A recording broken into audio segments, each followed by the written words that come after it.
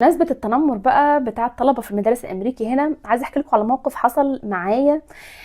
يمكن هو الموقف الوحيد اللي أنا أفتكره إنه حصل مع أسيل بنتي من سنتين 2، واتعاملت معاه إزاي.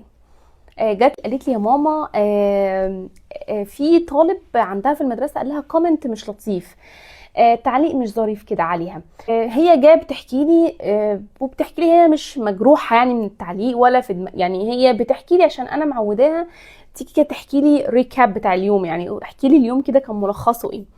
فجت حكيت لي، فانا اللي اتضايقت، يعني انا اللي قلت لها طب ماشي تمام، بكره اخدكم من المدرسه، عايزاكي تشاوري لي على الطالب ده. عايزه اقول لكم الطالب ده اصلا مش معاه في الفصل، الطالب ده كان معاه في برنامج بيحضروه بعد المدرسه اسمه الافتر سكول بروجرام.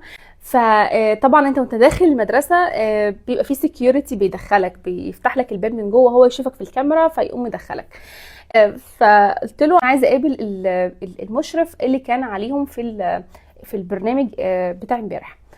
فجالي فقلت له حصل كذا كذا، وهي طب خلاص تمام، لا ازاي بكره وانت جايه تاخديها هكون انا بلغت ولي الامر بتاعه، وانا بكره وانت جايه تاخديها هتلاقي ولي الامر موجود هنا تقدري تشوفي وتتكلمي معاه.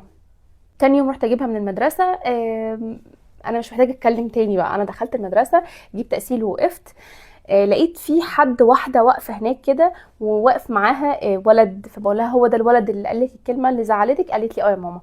قلت لها طيب.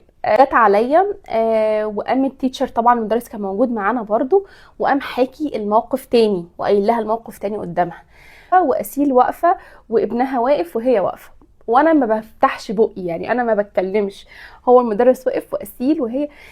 انا عايزه اقول لكم الست بهدلت ابنها قدامي وقدام اسيل بمنتهى الهدوء، يعني بهدلته بمنتهى الهدوء. كومنت زي ده انت تسمح ان انا حد يقوله لي؟ قالت لها لا. تسمح ان حد يقوله لاختك؟ قالت لها لا. يعني وقفت ربت الولد قدامي. ده انا ربيتك ان انت تقول الكومنت ده عادي؟